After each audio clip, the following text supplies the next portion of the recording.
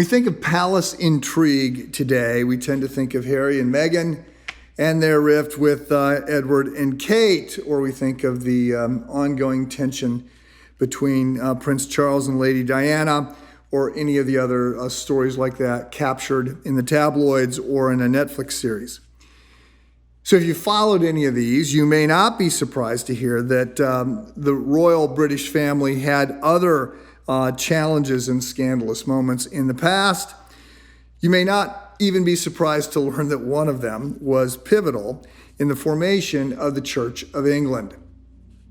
But it's true. Back in the 16th century, King Henry VIII was on the throne. And as you may know, he had a few marital issues to deal with. Indeed, just about all anyone remembers about King Henry VIII is that he had 6 wives and that he divorced a couple and he had a couple of them beheaded. Well, for what it's worth, Henry did a number of other things. I mean, he actually won a few battles and did a little bit for healthcare and was a great musician. And early in his life, he was considered a really nice guy. He had lots of friends. He was the life of the party. But no one remembers him for those things. What he is remembered for is his marital challenges. And that actually spins out in a significant way. And in today's podcast, we're going to look at that because it leads to the formation of the Church of England and the ongoing reformation of the church in Europe. But not so fast. We need to place this all in context. My goal is to help you understand how we got here. It's less about specific stories than it is about the storyline, the things that have gone together to bring us to this moment, so we can better understand this moment, consequently know what it looks like to be a faithful Christ follower. So in recent episodes, we've been focused on the Protestant Reformation. There's a Catholic Reformation coming, but we've been looking at the Reformation activity that flows out of Martin Luther, the young Augustinian monk who nails the 95 Theses onto the door of the Castle Church in Wittenberg, trying to stop the sale of indulgences. And I have noted that Luther sets Europe afire, and that the movement that he starts is going to bridge into 3 different lines. First, there's going to be those that just sort of follow with Luther. There are going to be those that move down the Lutheran line. They're going to embrace the Augsburg Confession. They're going to have his view on the sacraments. These people are mostly going to be in Germany and in Scandinavia. Secondly, there are those who follow the Swiss reformer Ulrich Zwingli. He comes along a little bit later, and he has a little bit different views on some things, specifically on communion. So all the reformers are going to agree on the big items, justification by faith. They're going to agree with the 5 solas, that we're saved by grace alone, through faith alone, in Christ alone, according to the scripture alone, for the glory of God alone. So they all agree on that, but they're going to have some disagreements, and a lot of them will be around the sacraments. And so Zwingli doesn't live that long after all this is happening. He dies before Luther. Calvin comes along and replaces Zwingli and leads this second branch, which is called the Reformed Branch or the Calvinist Branch. And this will grow and be actually larger than the branch that Luther started. And then last time in the previous episode, we looked at the radical reformers. So this was part of a broader flyover of the 16th century, all the things that were going on, but we focused on the Anabaptists, in particular looking at the whole ideas of baptism, but it's not just the Baptists, who we'll look at later on. It's the Mennonites and the Quakers and the Amish and others. And this was a more radical group, more millenarian group, and they had a lot of problems. So in this episode, we are looking at another branch of the Reformation. And it actually has a different origin. Historians are trying to figure out to what extent is this fueled by Luther, to what extent is this sort of its own independent thing. It happens at the same time, but the English Reformation is a little bit of its own story. And what will emerge is that the Church of England, which is also referred to, you talk about Anglicans, so those are members of the Church of England, Also, in this country, they get called Episcopalians because during the Revolutionary War, it wasn't a good thing to be a member of the Church of England. When you're fighting against England, that's a little bit of a problem. So the Episcopalians, the name Episcopalian replaces the name of Anglicans. So you might wonder why I think that the Brits, that the Church of England, that the Reformation in Great Britain deserves its own podcast, its own lecture. And I get that on the one hand. I mean, I'm only doing 100. This might not seem like one of the biggest. But the Anglican Church, let's note three things. One, the Anglican Church is quite large. When most people today think of an Anglican or they think of an Episcopalian, they think of some older person, maybe 70s or 80s, living in New England, driving a Volvo with a bumper sticker on the back of their car for NPR and Save the Whales. And they're more theologically liberal. But when you talk about the typical Anglican in the world, you need to think about a young woman in her late 20s, early 30s, conservative theologically, and probably with 5 or 6 children.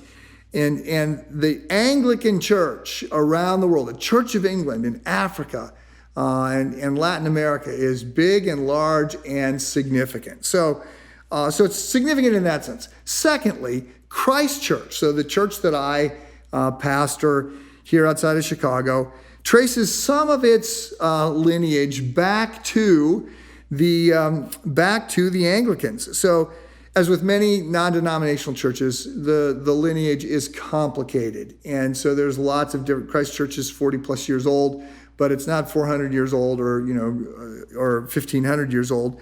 And so it's emerging out of a very different moment. But there were early on especially, there were overtones of the Puritans. And the Puritans are going to come out of the Anglicans. Now, Christ Church has also got a lot of sort of Presbyterian feel to it, Westminster Confession, that's sort of the second branch, Calvinism, and all of that Reformed thinking. But part of the story of Christ Church is also that there were the Puritans. So the Reformation in England is going to be with the Catholic Church sort of being taken over by Henry VIII. He's going to declare himself to be the head of the church, not the Pope. And it's going to be more of a Catholic feel and look. It's going to bounce back and forth, as I'll explain. But it comes out in the end, the 39 articles of the Anglican Church have a little bit more of a liturgical high church Catholic feel to them. So you're going to have some people that are going to want to be pulling it back to being more fully Catholic. But you're going to have others who are going to argue that the church did not reform enough, that it needs to be purified, and they will be the Puritans, and they will want a very simple worship service. They don't want all the trappings. They don't want all the colors. They don't want the robes. They don't want the vestments. They don't want the stained glass. They want something that looks very simple and pure, that's basically all about Scripture, and that's sort of where it ends. So there's that side of it. I have an interest in the Anglican Church because I am pastoring a church that has Anglican roots partially once removed. The last reason that I am going to mention the Anglicans, the Church of England, is because, and in particular, the focus here, what gets singled out when we talk about the Reformation in England is often the Act of Supremacy. And I mention this because in his book, Turning Points, Mark Noll, who is one of the premier church historians alive today, he was a Wheaton guy for a long time. He moved to Notre Dame, lots of books, respected for his scholarship around the world. In his book, Turning Points, Noll, who only has 13 turning points, I mean, there's more, but in his book, he has 13 chapters. And this is one of them. So he talks about the fall of Jerusalem, the Council of Nicaea, the Council of Chalcedon, the founding of the Benedictine monasteries, the coronation of Charlemagne, the Great Schism between the East and the West, the Reformation, in particular the Diet of Worms, and then his eighth turning point is the English Act of Supremacy. Now, he will go on. There are others, obviously, that follow: the Catholic Reformation, the conversion of the Wesley brothers, the French Revolution, the Edinburgh Missionary Conference, and the Second Vatican Council. And we'll look at all of those in subsequent podcasts.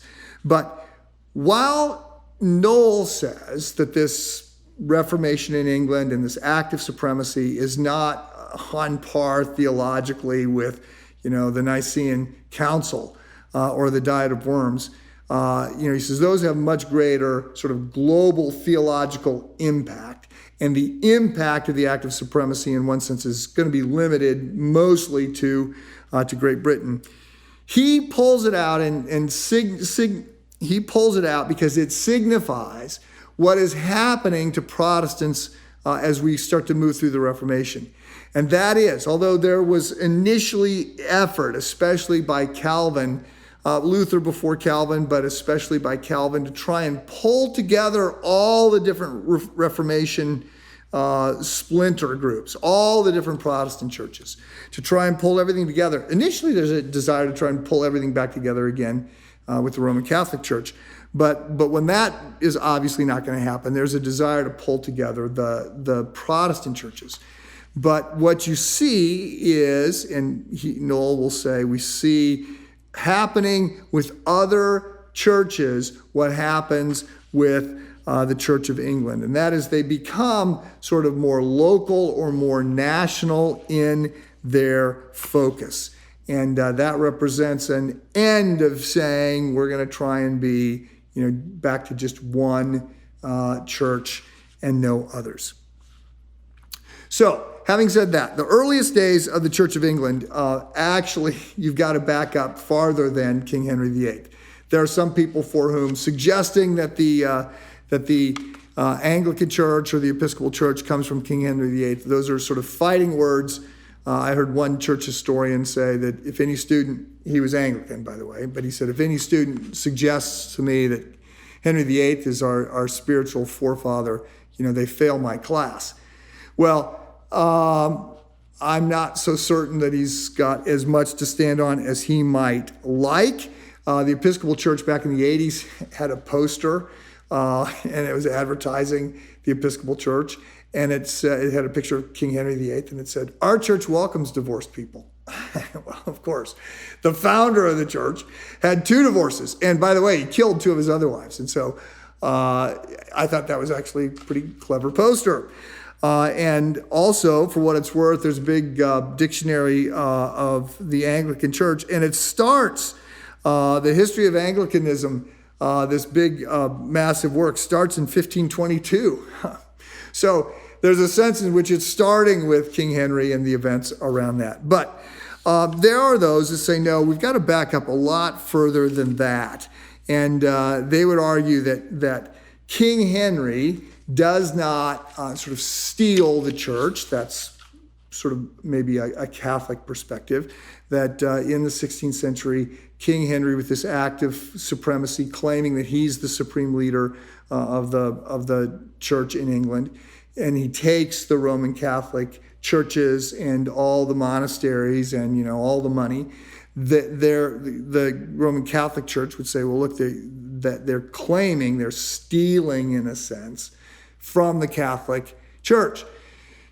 But the story that gets told by many would be, no, when Augustine, and this is not Augustine of Hippo, the famous Augustine, but when Gregory the Great sent Augustine of Canterbury back in the 6th century, 1,000 years earlier, when Augustine of Canterbury went to England to plant the church, right? So Gregory the Great is sending out missionaries. When he got to England, there was already a church. And in this, if you read those making this argument, and again, I'm not a historian. I just play one on this podcast. I don't actually know how to decipher some of these things. But there are some that claim Joseph of Arimathea, who helps bury Jesus' body, he's the one. I'm a little skeptical of that, by the way, but he's the one supposedly that takes the church to England. We do find quotes from Tertullian in the 3rd century and Jerome in the 6th century that talk about a church in Britain. And then there's writing in the 12th century that talk about Joseph of Arimathea being the one that first takes the church to England.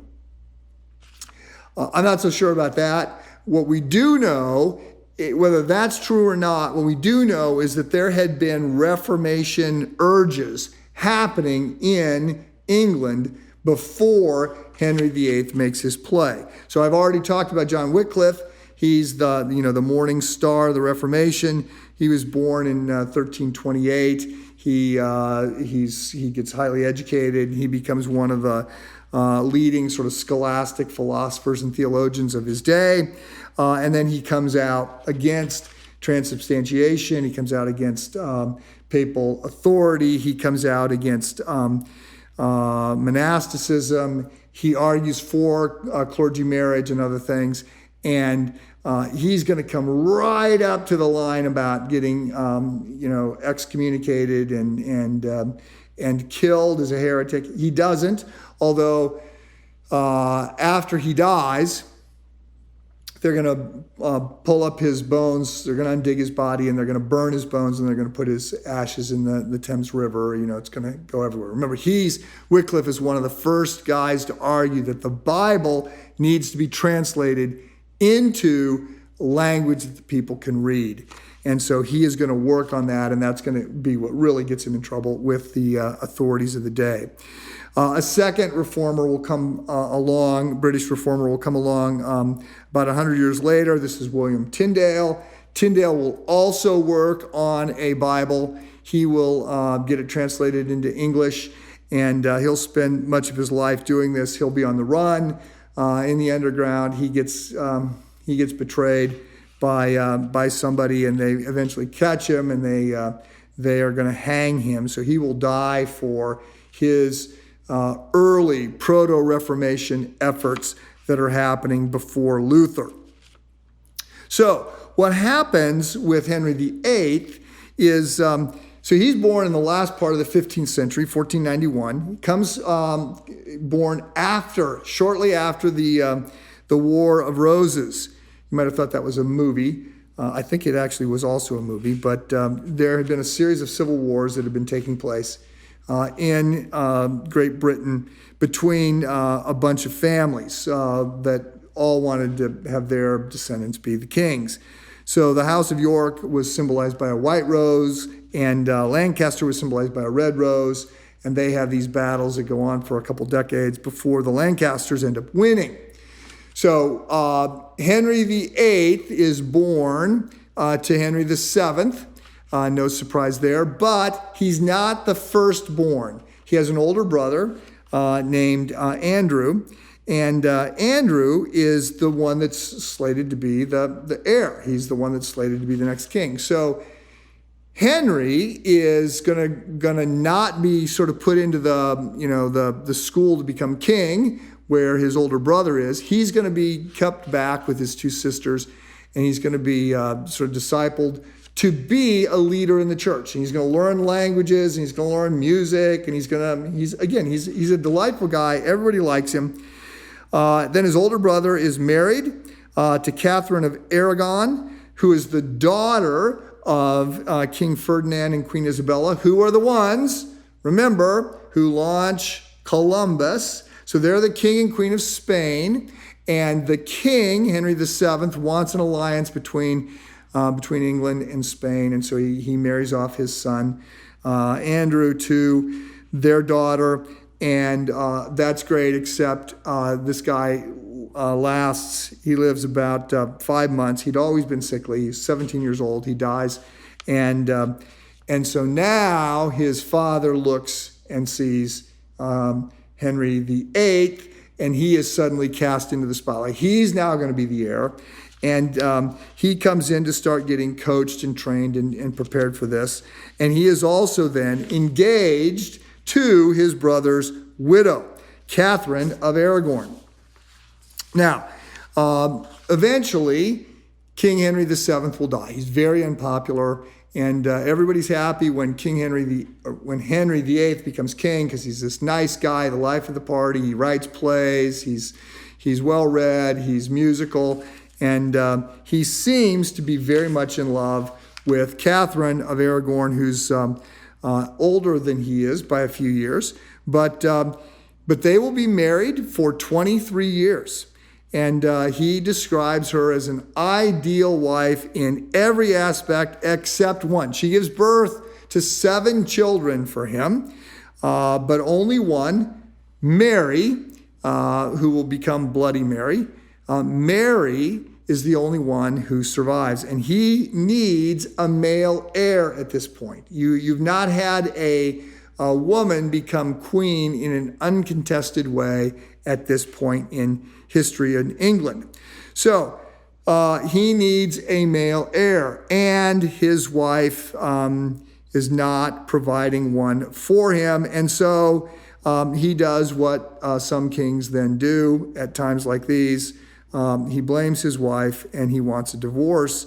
And he claims that he should be granted one because he says he should never have been able to marry Catherine because of a verse in Leviticus that says you should not marry your brother's widow, but the Pope had given him special permission to do so. So there's 3 things you need to know about Henry at this moment. One is he has had, I said that he seemed to love his wife and they've been married for 23 years. He's had many mistresses. He has not necessarily been the kind of leader that you, faithful husband and leader of the church that you might hope. Secondly, he's become quite smitten by one of his wife's ladies-in-waiting, Anne of Boleyn. And third, he sees himself at this point as a good Catholic.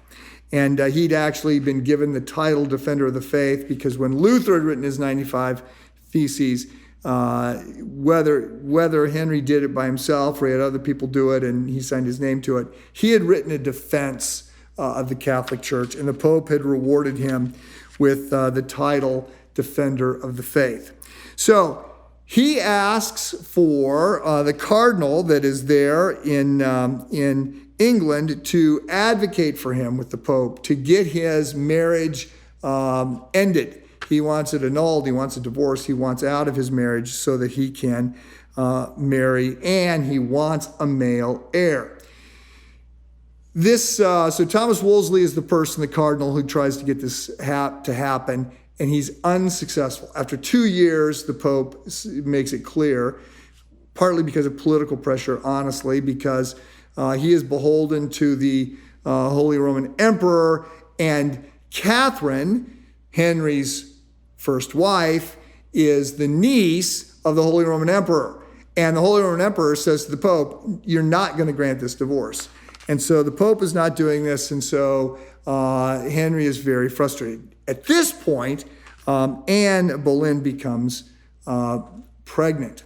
She had been holding out. She didn't want to just be another one of his mistresses. She wanted to be queen, but she is now pregnant. And so Henry moves against Thomas Wolsey, this cardinal, has him sort of deposed. Wolsey has the good sense to die before he is tried as a heretic and put to death. And then Henry appoints Thomas Cranmer to be the Archbishop of Canterbury. And Cranmer agrees to marry Henry to Anne and to say that his first marriage was over. He grants him a divorce and he marries Henry to Anne.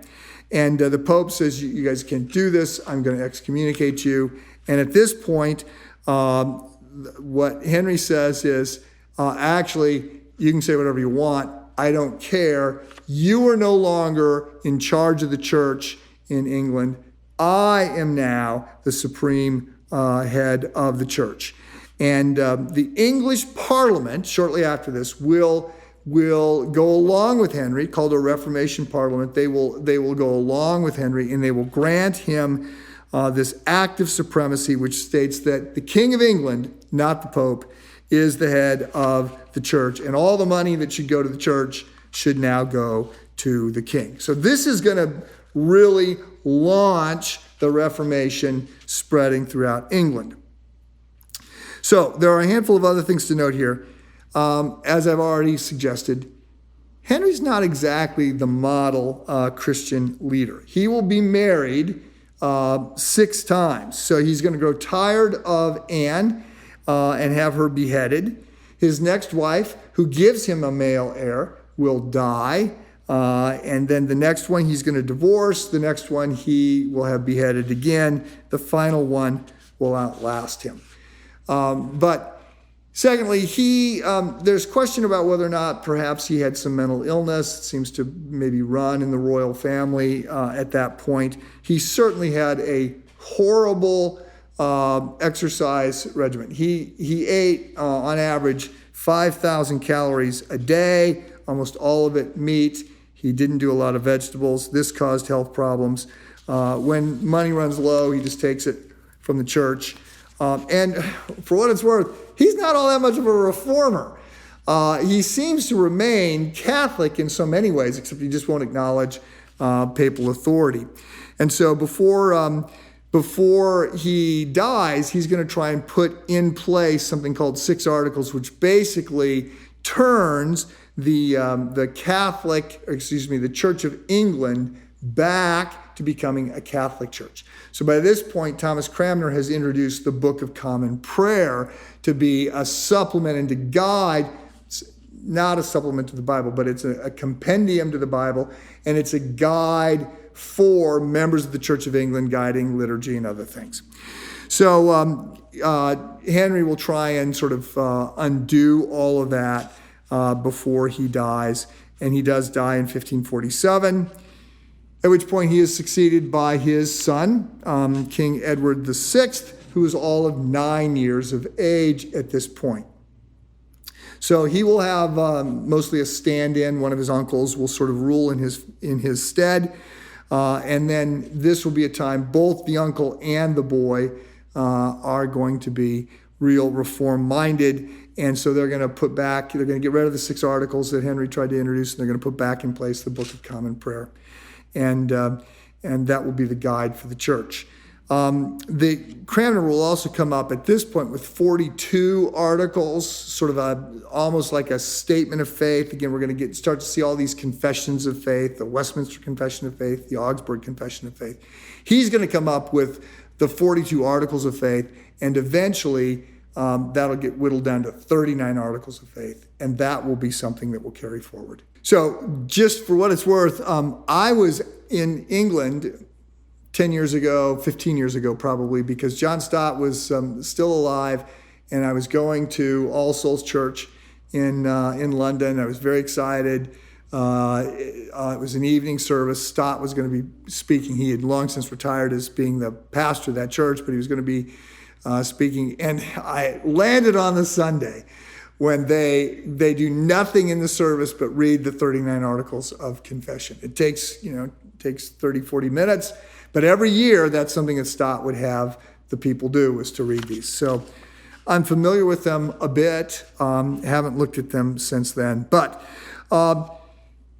Edward dies. He dies as a young boy. I think he's a young man. He's 15 at the time.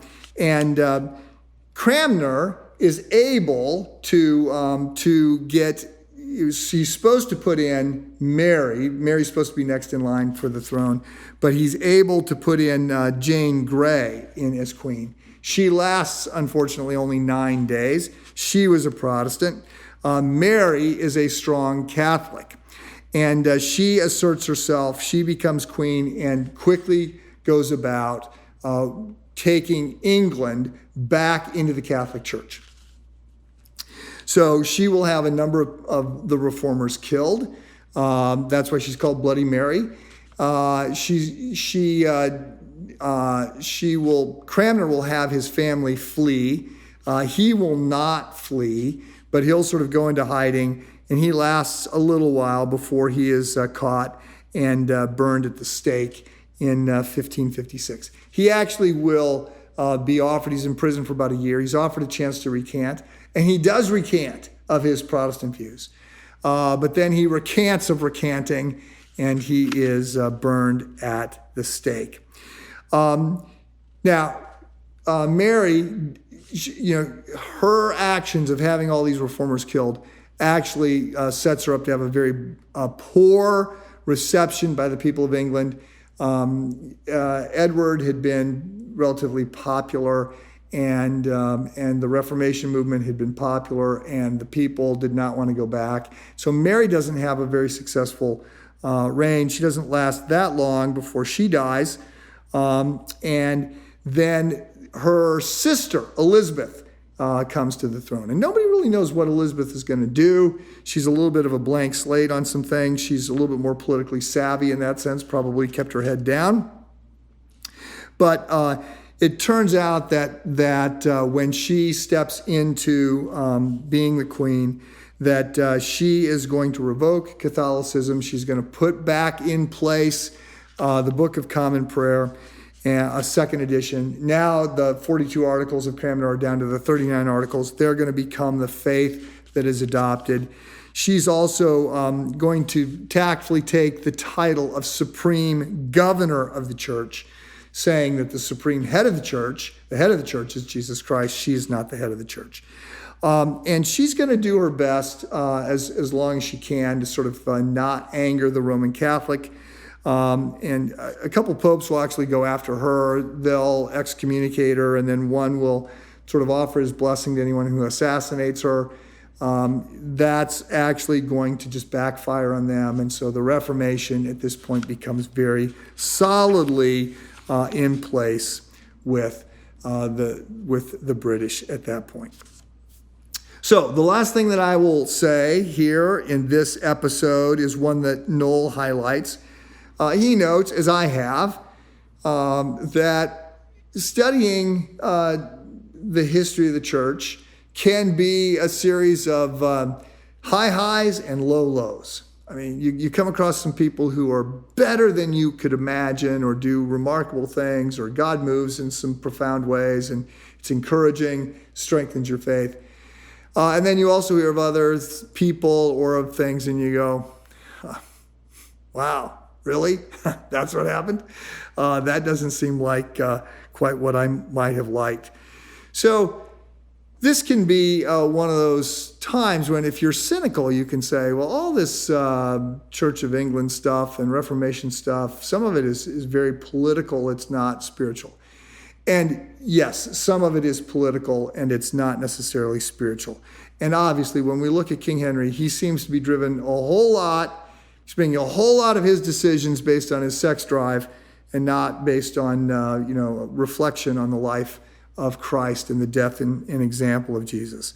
So yes, there's that. But Noel says, don't be confused. When you read the writings of a lot of these reformers, they are wrestling with a couple really big questions. Two in particular are really driving them, and that is, what must I do to be saved? Like, what do I do to be right with God? How can I be forgiven? How can I be reconciled? What does it look like to follow Jesus? And the second question is, where am I going for my answers here? What is my authority? Is it the Bible? Is it the church? Is it these other things? How do I make sense of all of this? Now, there are other questions, and they're complicated questions that the reformers are going to have to be working out. And it's one of the things that will divide the Reformation churches is, how exactly do we do church, and how does the church and the state get along with each other, and how do we understand and make sense of those things? So there are other questions, but the two big ones that were driving a lot of this, not always everybody, and it doesn't look like it was high on the list for King Henry, but what drives a lot of people is, how can I be right with God, and where do I go? And the reformers sort of unify around the idea that the way to be right with God is to be justified through the death and resurrection of Jesus Christ. And where do I go principally? I go to the Bible. We've got a little bit more on the Reformation to finish up in the next few episodes. See you then.